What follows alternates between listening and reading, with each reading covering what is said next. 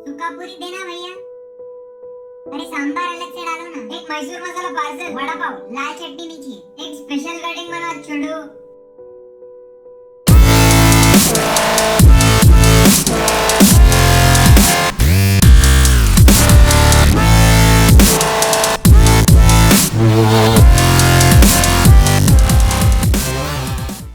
तो कैसे हैं आप लोग? My name is Parth and welcome back to my YouTube channel. आज हम स्टार्ट करेंगे chapter number 2 of 10th standard Maharashtra board, life processes in living organisms part 1। आज का टॉपिक बहुत ही सिंपल है। हम देखने वाले हैं कंपोनेंट्स ऑफ फूड। तो चलिए शुरू करते हैं बिना किसी टाइम पास के। देखिए इस आदमी को, कितना खुश है, नाच रहा है, गा रहा है, झूम रहा है। He is alive. जिंदा रहने के लिए उसके बॉडी में कुछ सिस्टम्स होंगी। तो कौन से सिस्टम्स हैं? Digestive system, respiratory system, circulatory system, excretory system, nervous system. ये सारी सिस्टम्स काम कर रही हैं, बट टू वर्क उनको एनर्जी लगने वाला है। They will all require energy. तो एक सिंपल सा सवाल है, ये एनर्जी कहां से आने वाली है? Again a very simple answer. For getting energy we require food. मुझे खाना खाना पड़ेगा। तो फूड के अंदर ऐसा क्या है जो मुझे एनर्जी देता है? They are called components. And ये जो कॉम्पोनेंट्स हैं ये हैं nutrients such as carbohydrates, proteins, fats. ये सारी चीजें मुझे पता है, they are the nutrients. But I will tell you one more very important thing. Nutrients are of two types: macronutrients and micronutrients. Macronutrients are the ones जिनका requirement ज्यादा है। अभी कार्बोहाइड्रेट, प्रोटीन एंड फैट ये मुझे large quantity में चाहिए, तो दे are called macronutrient. ठीक है। वैसे आपने वाइटामिन एंड मिनरल सुना है, इनका रिक्वायरमेंट बहुत कम होता है, so they are called as micronutrients. So what are the two types of nutrients? Macronutrients, micronutrients. Simple. चलो आगे देखते हैं। नाउ एक बात बताओ, चलो मैंने सब खा लिया, मैंने कार्बोहाइड्रेट भी खाया, प्रोटीन भी खाया और फैट भी खाया। फिर ये सारी चीजें अंदर जाके डाइजेस्ट होंगी in my stomach, in my intestine. What is digestion? Breakdown of complex food into simple form. So यहां पे मुझे एक बात बताओ, कार्बोहाइड्रेट्स ब्रेक हो गया, तो कार्बोहाइड्रेट में से मुझे क्या मिलने वाला है? ग्लूकोज। सिंपल है। वैसे ही प्रोटीन्स भी ब्रेक डाउन होगा, तो proteins will give me amino acids. And fat भी ब्रेक डाउन होगा and it will give me fatty acids and alcohol. So बहुत सी सिंपल सी बात है। After digestion carbohydrate gives me glucose, proteins give me amino acid and fats give me fatty acids and alcohol. Simple है, यहां तक समझ रहे हैं? अभी एक बहुत इंपॉर्टेंट पॉइंट, लिसन। एनर्जी लाने के लिए, लिसन ना, एनर्जी प्रोड्यूस करने के लिए सिर्फ न्यूट्रिएंट्स काफी नहीं है। आपको एक बात बताऊं, ये जो ग्लूकोज है, मेरे हाथ में ग्लूकोज है, this is like a bomb. इसके अंदर एनर्जी ट्रैप्ड है, एनर्जी फंसी हुई है। तो बॉम्ब का एनर्जी निकालने के लिए मुझे उसको अगरबत्ती या चिंगारी लगाना पड़ेगा। सिमिलरली ग्लूकोज में से एनर्जी निकालने के लिए मुझे चाहिए ऑक्सीजन। Are you understanding? ये ऑक्सीजन एक चिंगारी है। सो फॉर गेटिंग एनर्जी मुझे न्यूट्रिएंट्स भी चाहिए एंड ऑक्सीजन भी चाहिए। एक दूसरा सवाल, अब ये न्यूट्रिएंट्स एंड ऑक्सीजन तुम्हारे बॉडी के हर एक सेल में कैसे जाएगा? इनको ट्रांसपोर्ट कौन करने वाला है? आपको पता है बॉडी में एक सर्कुलेटरी सिस्टम होता है, ब्लड होता है, हार्ट होता है, आर्टरीज है, वेन्स है। एंड ये ब्लड पूरे बॉडी में सर्कुलेट होता है, घूमते रहता है। So yes, the answer is simple. All these components are carried to the cells by the circulatory system. मतलब क्या? न्यूट्रिएंट्स एंड ऑक्सीजन, इनको हर एक सेल में कौन लेके जाएगा? Circulatory system, blood. सिंपल है। अच्छा, अभी दूसरी बात, what are the major carbohydrate sources? Sir मेरे को कार्बोहाइड्रेट कहां से मिलेगा? देखो बहुत सिंपल है, हम सीरियल्स खाते हैं, व्हीट, राइस, ज्वार, बाजरा, रागी, कॉर्न, ये जो सारे सीरियल्स हैं इनमें से मुझे कार्बोहाइड्रेट्स मिल जाएगा। फ्रूट्स एंड वेजिटेबल्स में से भी मिल जाएगा। मिल्क है, शुगर्स है, चॉकलेट्स खाते हो, जैगरी होता है ना, गुड़, हनी, मध, शहद, इसमें से भी कार्बोहाइड्रेट्स मिलेगा। Similarly potato and sweet potato. तो ये जो सारे एग्जांपल्स हैं इनमें से मुझे क्या मिलने वाला है? कार्बोहाइड्रेट्स। बहुत ही सिंपल पॉइंट है, इजी। अच्छा एक और बात, अब मुझे बताओ कार्बोहाइड्रेट खा लिया, कितना एनर्जी मिलेगा मुझे कार्बोहाइड्रेट में से? Listen, 1 gram of carbohydrate will give me 4 kilocalories of energy. What is kilocalorie? कुछ नहीं, यूनिट ऑफ एनर्जी। एक यूनिट होता है, वेट का कैसा किलोग्राम्स होता है वैसा एनर्जी का किलो कैलोरीज होता है। सिंपल, 1 ग्राम गिव्स मी 4 किलो कैलोरीज। तो यहां पे होता है कार्बोहाइड्रेट्स की कहानी समाप्त। चलिए आगे जाते हैं। तो बच्चों हमारा सेकंड न्यूट्रिएंट है प्रोटीन्स। तो प्रोटीन के वेजिटेरियन सोर्सेस कौन से हैं? पल्सेस। आप दाल खाते हो ना, तूर दाल, मसूर दाल, चने की दाल, मूंग की दाल, इन सब में आपको मिलेगा प्रोटीन। तो इन दाल में सिर्फ प्रोटीन है क्या? नहीं, इनके अंदर कार्बोहाइड्रेट्स भी हैं, विटामिन्स, मिनरल्स सब है, बट इनके अंदर प्रोटीन का क्वांटिटी भी अच्छा खासा है। That is why they are a good source of protein, but they are expensive. तो नॉनवेज सोर्सेस भी होंगे। सी, एग है, फिश है, चिकन है, पॉर्क है, मटन है, ये जो सारे एनिमल सोर्सेज हैं, लिसन ना, animal proteins are called first class protein. चलो अब आपके लिए एक सवाल, प्रोटीन क्या है? लास्ट चैप्टर में याद करो पढ़ाया था, proteins are made up of amino acids. तो देखो, प्रोटीन्स आर मैक्रो मॉलिक्यूल।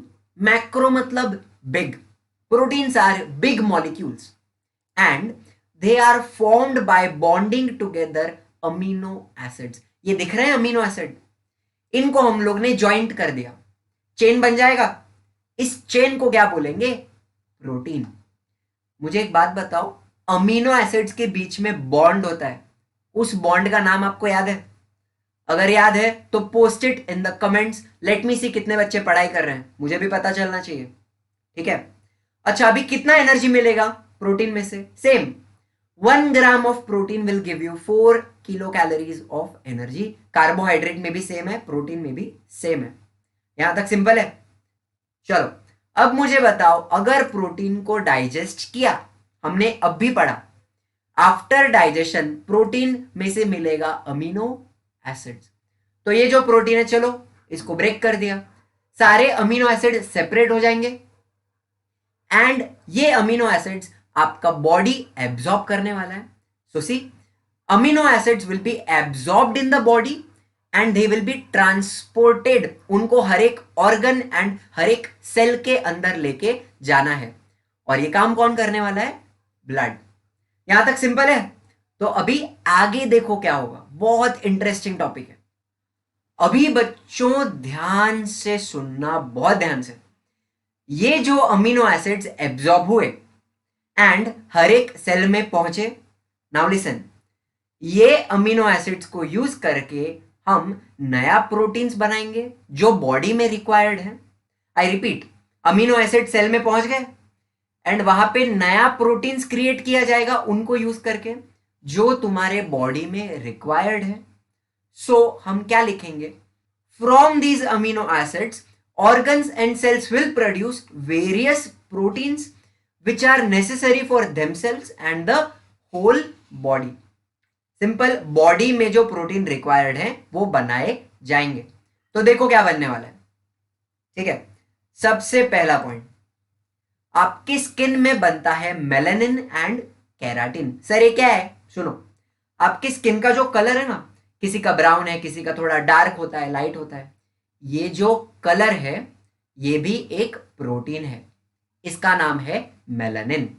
ठीक है, वैसा आपका जो हेयर है, ये हेयर भी किस चीज का बनता है? केराटिन। केराटिन क्या है? प्रोटीन है। सिंपल। तो स्किन में मिलेगा मेलानिन एंड केराटिन। चलो फिर दूसरा आता है बोन्स। हड्डी के अंदर भी प्रोटीन होता है जिसको बोलते हैं ऑसिन। ऑसिन is a protein found in bones. Simple. तीसरा पॉइंट, आपके सेल में, नाउ टेल मी, सेल के बाहर एक बाउंड्री होती है, उसको बोलते हैं सेल मेम्ब्रेन। एंड ये जो सेल मेम्ब्रेन है उसके अंदर भी प्रोटीन्स होते हैं, तो ये भी बनने वाले हैं। एंड सेल के अंदर एंजाइम्स बनते हैं, ये एंजाइम्स भी क्या है? प्रोटीन्स है। सिंपल। चलो आगे। फिर पैनक्रियास का बात करते हैं। स्टमक के पीछे एक लीफ शेप का ऑर्गन होता है पैनक्रियास। ये पैनक्रियास हॉर्मोन्स भी बनाता है एंड एंजाइम्स भी बनाता है। यहां पे इंसुलिन दिख रहा है, insulin is a hormone, insulin भी प्रोटीन है।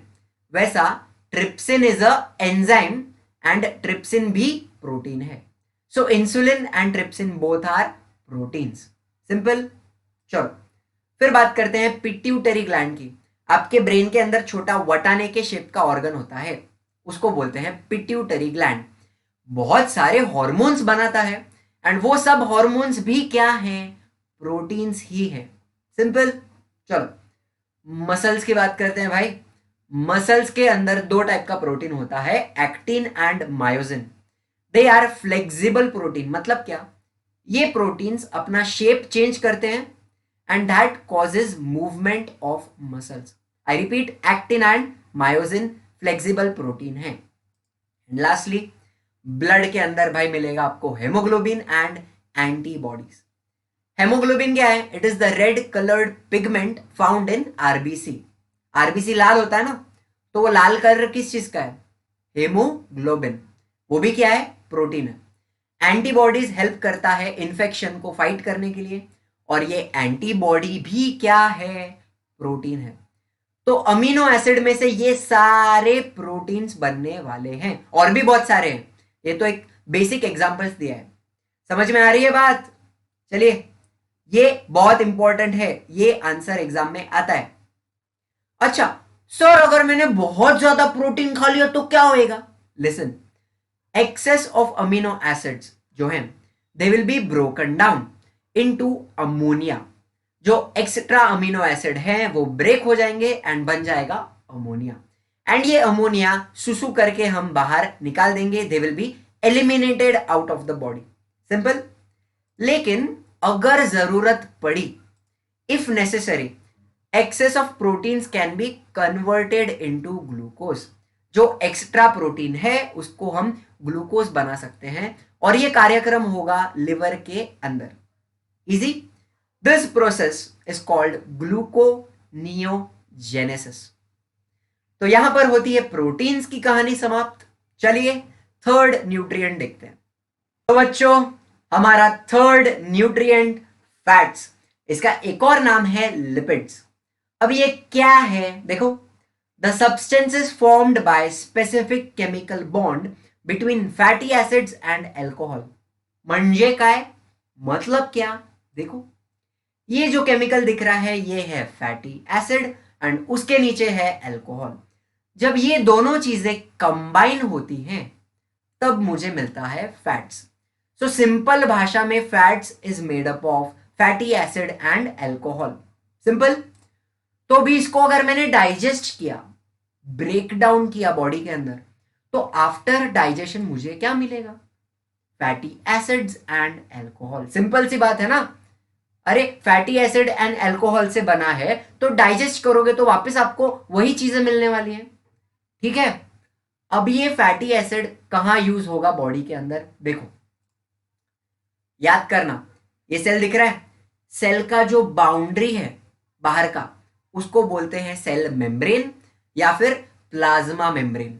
नाउ लिसन, ये जो प्लाज्मा मेम्ब्रेन है it is made up of chemical called phospholipid. नाम है फॉस्फोलिपिड। एंड ये फॉस्फोलिपिड किस चीज का बनता है? Fatty acids. Simple. One more time. Cell का प्लाज्मा मेम्ब्रेन, बाहर का boundary, boundary is made up of phospholipid phospholipid is made up of fatty acid. ठीक है यहां तक? तो हम क्या लिखने वाले हैं, देख लो, पढ़ लो। The molecules called as phospholipid which are essential for producing plasma membrane, they are formed from fatty acids. I hope बात समझ में आ रही है। चलिए, वैसे ही fatty acids are also used for producing hormones. Hormones chemicals होते हैं जो बॉडी में एक्टिविटीज को रेगुलेट करते हैं, कंट्रोल करते हैं। ठीक है, अभी प्रोजेस्टेरॉन, एस्ट्रोजन, टेस्टोस्टेरॉन, एल्डोस्टेरॉन और भी बहुत सारे हॉर्मोन्स हैं, एंड इनको बनाने के लिए भी मुझे फैटी एसिड्स रिक्वायर्ड होते हैं। इनके बारे में डिटेल में हम अगले चैप्टर में पढ़ेंगे, आज सिर्फ नाम पढ़ लो। ऑलराइट, चलो, आपने न्यूरॉन सुना है? आपका nervous system, brain, spinal cord, nerves, ये सारी चीजें न्यूरॉन्स की बनती हैं। एंड न्यूरॉन्स के ऊपर एक कवरिंग होती है जिसको बोलते हैं माइलिन शीथ। ये आपने 9th स्टैंडर्ड में पढ़ा होगा, माइलिन शीथ। इसको भी बनने के लिए क्या चाहिए? Fatty acid. सिंपल। चलो सर, कितना एनर्जी मिलेगा?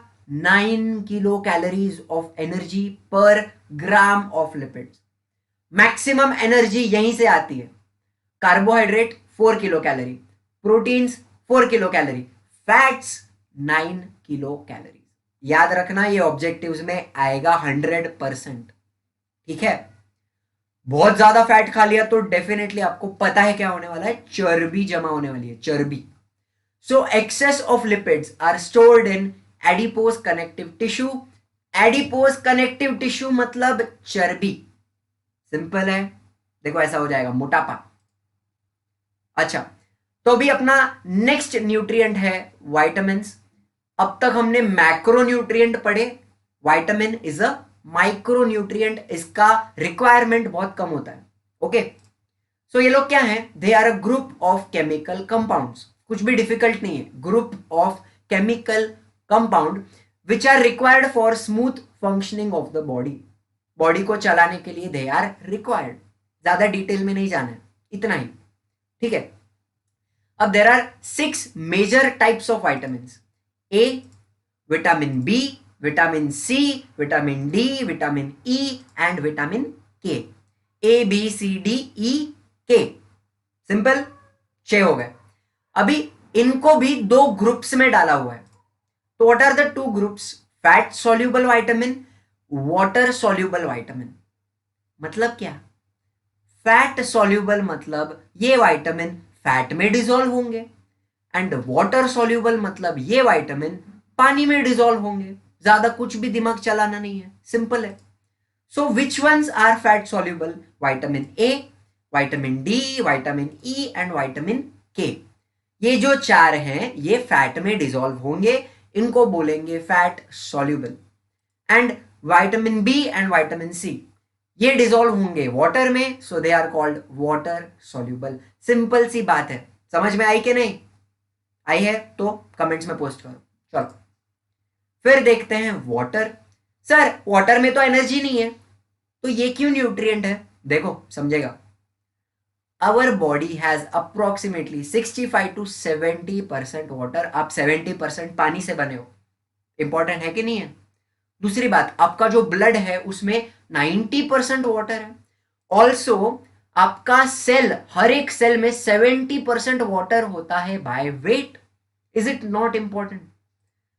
Can we say therefore water is also a very important nutrient. बिना पानी के तो तुम बन ही नहीं सकते। पानी का कमी हो गया तो 1-2 दिन पानी मत पी के देखो। If there is deficiency of water, functioning of tissues and thereby functioning of entire body, पूरा बॉडी डिस्टर्ब हो जाएगा, काम करना बंद हो जाएगा, डिहाइड्रेशन हो जाएगा, इंसान मर भी सकता है because of that. Are you understanding? तो यहां होता है हमारे मेजर कंपोनेंट्स ऑफ फूड समाप्त। आई होप कहानी समझ में आई होगी। अगर आपको मजा आया तो please like, share and subscribe कर दीजिए। अपने दोस्तों के साथ शेयर कीजिए, उनको भी इस वंडरफुल लेक्चर का मजा लेने दीजिए। And as usual, thank you very much.